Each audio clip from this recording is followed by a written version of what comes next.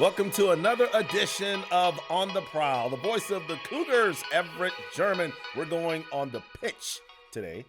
Did I do that right? You did it, man. You got it. Let's go to the pitch. This is my guy right here, Christian Michner, the women's soccer coach here at College of Charleston. 17 years? 18, 17, 18? Gaining on it. I just finished my 16th season. So starting year 17. I got to say, you look great. Hey, man. You look great. The shirt, I love the shirt. I started wearing a USA soccer jersey to really feel at home, but I'm like, we're not going to do that. It's good to see you, man. Good to see you. Of course, don't forget the World Cup. Yes. That's why I would have my USA jersey. That's right. World Cup 2026 on the horizon. I mean, no better place to be than in the United States during the summer of 26. Well, I thought about going, and then I saw the ticket prices. Yeah, that's no joke. Yeah, no, that's no joke. That's like 5 mortgage payments. Yeah, I mean, I love soccer. Yeah. I don't have tickets. Yeah. And soccer's been my life, and I don't have tickets, so I'm gonna be perched on my couch in front of a big screen. I have 3 TVs. Come over to the house. I got 3 TVs in the garage. We'll just watch. But before we talk about that, I want to talk about you and the amazing job you're doing with our women's soccer program. It seems like every year, Chris, you guys are getting better and better and better. Because you were an outstanding soccer player here at the college for Coach Lundy. A million years ago. So how did you get from playing for the legend Ralph to, hey, I want to coach soccer, but also coaching the women's team? Man, that's a great question. Soccer, and coaching's been in my blood forever. My dad was a coach, part-time. He had a real job, so to speak. But he was coaching my sister's teams. I have a sister who's 2 years younger than me, and she played in the World Cup. Oh. And so throughout her youth soccer career, her team was incredible, one of the top teams in the nation. And I'm only 2 years older, but I was always out at her practices, helping my dad coach. He was in sales, so inevitably he was gone 2 to 3 days a week. And so during those such times when he was gone, I'm in charge of running practice, right? And so, and so at 14, 15, 16, 17 years old, I'm out there. I don't know why they listen to me. I'm just Kendall's older brother, telling them what to do. But I got my coaching chops early. I cut my teeth early in the women's game and was just really lucky, really fortunate. As you said, I was lucky enough to play for the legend, Ralph Lundy, here at the college. I graduated from here in 1998 and was certainly fortunate to play pro soccer for years on after that. And then got my coaching start in the college game at University of Oklahoma. Made my way to Illinois and then Charleston and never looked back. And I always knew that coaching was in my future. And for me, it was just an easy segue into the women's game because I'd had a lot of experience with it so far. For me, Christian, it seems like the game of soccer is just exploding. Even over at our facility at Patriots Point, over on the other soccer field, there's only 2 million little soccer people playing soccer every day. Indeed. Of course, you also have the Battery now at Patriots Point. Talk about the state of just soccer as a whole, but also women's soccer, because I'm going to tell you, honestly, for me, I follow the women's team USA more than I do the men. Well, they're more successful, right? So now let's flash forward and hope that the men have a great showing here in summer 2026. Our women's team has been winning World Cups for years, for decades now, which is fantastic. And so, Charleston's a soccer city. Obviously, we've got the Charleston Battery now playing at our home at Patriots Point. As you said, there's thousands of little kids playing soccer. And so even just at Patriots Point, you kind of have a hub for soccer in the Charleston area with the 2 college programs, the professional team, all the rec kids playing soccer and the youth soccer clubs that use Patriots Point. It's a great spot. So, we're really lucky. We're fortunate to be out there and have incredible facilities. The college has provided us with great facilities out there. And,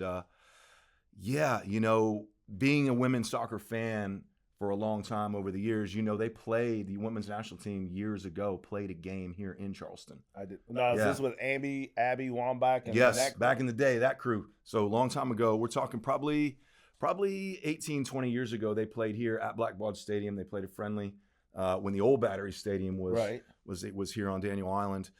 So maybe we'll open our doors and invite them back to Patriots Point one day. I would imagine our playing facility, because we do have the Battery.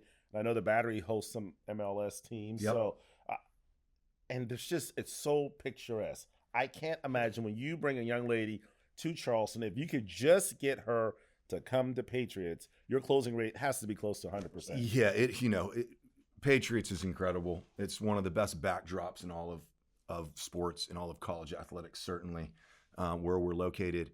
And really the city of Charleston, the college where we're located in the historic district of Charleston, I mean, it is not hard to get kids interested in CofC, right? I've never, ever heard a bad word about Charleston, ever. Now, depending on what you're looking for in terms of your college experience, you may be looking for a big state school in a college town. That's going to be Clemson, right? That's more the sort of Clemson route. But so it just depends on what really appeals to you in terms of your college, experience. But Charleston's an incredible place. We're really lucky, man. We live in a great spot.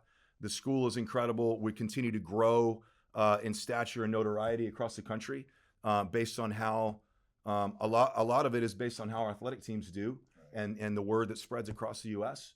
But the academic prowess at CofC is incredible. I mean, it's bringing kids from all over the country to study here. Piggybacking on what we have here in Charleston, as a Charlestonian from Mount Pleasant, went to Wando, it seems like there's a ton of outstanding high school women's soccer. I think of Wando, Bishop England, Academic Magnet, teams that just routinely win state titles. Yes. And back in my heyday, I mean, Wando was like nationally ranked. That's right. How does that affect you, or what?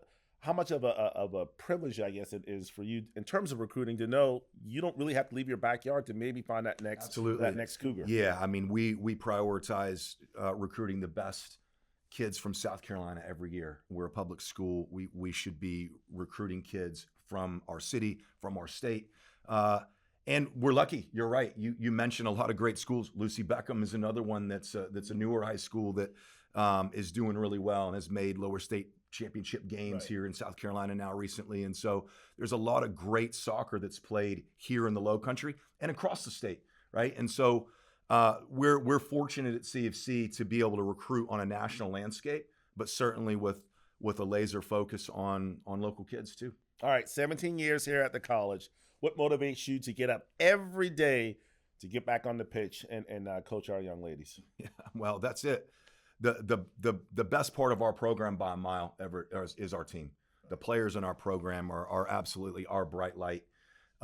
They are what continues to drive me and drive our program forward day in and day out. And we're lucky at the college level. You get to recruit the players that you see fit into your program. Right. At the youth level, whoever comes to your tryouts, you sort of make your team, and it is what it is, right? So we're fortunate to go and spend a lot of time recruiting these young ladies from all over the country. We certainly have a good contingent of players from Charleston and from South Carolina, but we've got kids from all over the country and all over the world, as we've had some Spanish national team greats that have played here over the years. We've got a freshman here now that's from the Netherlands, right? And so that sort of talent comes in and blends with the great talent that we have here in South Carolina, and it's a great 1-2 punch. I like to ask all the coaches as they come through, because we are dealing in college athletics these days, and you hear all the horror stories about transferring 4 times in 4 years, and this one getting $2 million. Has that kind of trickled down to women's soccer as well, in terms of? Yeah, I mean, the transfer portal is a big piece of it. Kids were always transferring, right? I transferred here. Right. I started my soccer career and my college studies career at Creighton University. I played 2 years there, was really lucky and found College of Charleston. So kids have been transferring and moving schools. The transfer portal has made it easier from that perspective to do that. And at the women's soccer level, certainly at the Power 4 level, there's NIL is happening and players are getting paid quite a bit. There are players making 6 figures even in the college women's soccer landscape. Really? At the mid-major CAA level, not as much. There are players with NIL deals and that sort of stuff, but it's not really filtered down to where I'm not on the phone with agents yet trying to negotiate contracts in terms of that. And so I still think it's a little insulated, and it still feels like the college athletic and experience that it has been for the last 50, 60, 80 years as student athletes have been coming to schools and playing sports. But that is changing, man. It's changing. And, my hope is that student athletes will continue to find what's right for them. But ultimately, the driver here can't be financial. It has to be for what's setting you up for life after college. So finding a place where you can study and grow and develop and be ready to attack life and succeed in life after college has to be the priority. And I think still in the women's soccer landscape, that's the number one thing. All right. Now, as I'm doing my research, getting ready for this podcast, going through all the info, the bios, and all this time, I thought you were like the man, the best soccer player. Don't let me confuse you. In your house. I'm like, of course. I mean, he's the women's soccer coach. He played for Coach Lundy. Then I find out you're not even the best soccer player in your old house. I know. I'm not. Tell us about your wife, who apparently was she's a stud. My wife, Sarah, is unbelievable. She was an All-American at University of Connecticut. So I know they got a big one tonight. Yeah, they do. On the hardwood against South Carolina. So she's been obviously UConn girl. She played professional soccer beyond that with the Boston Breakers. I had a good soccer career. She was great, right? And is great. And I've got 2 boys that are trying to follow in our footsteps, which is really cool. So a freshman at Lucy Beckham High School and a senior who's graduating in a couple months, which is crazy. Everett, when I took this job, he was 2 years old. Wow. And he's turning 18 in a couple weeks. So life goes fast. I got to tell you, for those, obviously, I forgot to tell Christian that now you know that we tape these interviews. So, yes, don't think that Christian is losing his mind when if you see this, maybe in late April or early May that, wait, there's no basketball game tonight. So it's all good. That's the beauty of on the Prowls that, we can just have fun with it. But but how neat would that be if your oldest son, obviously a soccer player, if he were to follow in your footsteps and maybe play here at Charleston? Yeah. He's got a lot of great offers. He's going to head to Spain for a gap year program here. Okay. So he's going to go play in Spain for a year before moving on to what's next. But we're real excited for him and in terms of where he's headed. But yeah, soccer's been in the blood. Soccer's been in the family. As you said, through me and my wife. My dad grew up in Mexico playing soccer, so that's how we sort of got going into it when I was a young player. And certainly with my sister, who was,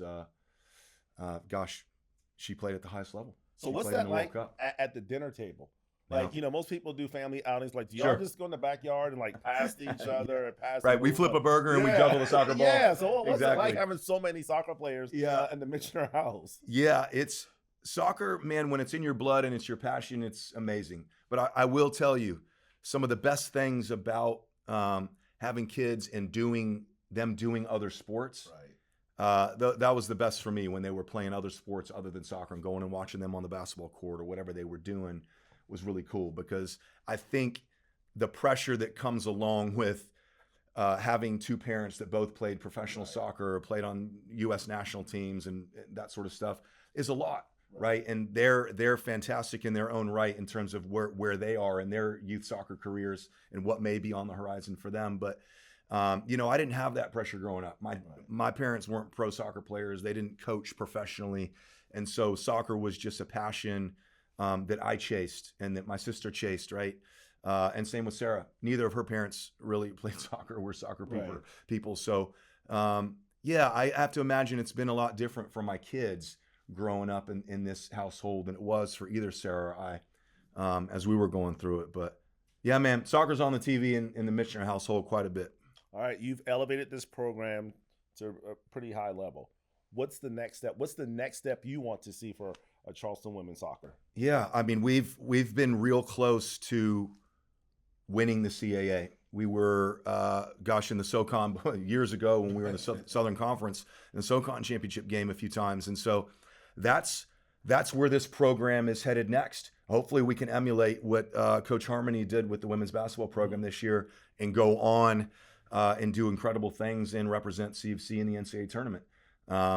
That's the next logical step for us, as we have been, in my opinion, and in the opinion of a lot of coaches around the league who, when they do their voting, will put us amongst the top programs in the conference, is to take that next step and represent CofC in the NCAA tournament. All right, so we touched on it a little bit. We talked about the World Cup that'll be coming up this summer. I know it's the men's, but for me, Christian, as a kind of an outsider, it seems like the days of Rapinoe and Alex Morgan, and they're all gone. Like, it's a whole, like, what's going on? What do you see the changes going on with Team USA on the women's side? Yeah, well, Emma Hayes, our head coach, is incredible. She's one of the best coaches in the world and has done a great job, I think, of infusing new, young talent into the U.S. national team roster. For a long time, the players of the U.S. women's national team they were figures that you just knew, and they were always there, right? Even in the days of Mia Hamm, Christine Lilly, Shannon McMillan, Julie Foudy, these players were the original sort of trailblazers, the 99ers, if you've seen those different shows, that team that went on to win the 1999 World Cup here, and into the next generation of, as you said, Abby Wambach, Megan Rapinoe, Alex Morgan, those guys. And we're into sort of a new wave. There are a lot more players now coming up that can play at that level. 20 years ago, 30 years ago, there weren't. There weren't as many. We were still elite, and we were still the best in the world. And I still think we're amongst the best in the world, but not by a mile. We are amongst the best in the world, and we will continue to be in the top 3, top 5 national teams in the world. But we're doing that and infusing new, young, fresh talent like Trinity Rodman, who's lighting it up at the NWSL level, and Mallory Pugh and Ali Sentner, and some of these players that have just come through the college ranks, right, and have played at some of the legendary programs that you may hear about, Florida State, UNC, Stanford, right, but now are playing professionally here in the U.S. or around the world, and just doing incredible things. So the future is bright for the U.S. I do think we will be in a pattern now where there will be more players coming into that program, and there won't be as many camps that are just like, the same 20 players. There will be a lot more young talent coming through, which is cool. It's exciting. All right, our last question now before we got the World Cup coming up. Obviously, Team USA. Who do you think will, win the World Cup this time? Oof, man. Well, I'm from the U.S. I'm pulling for the U.S. But I got to go with.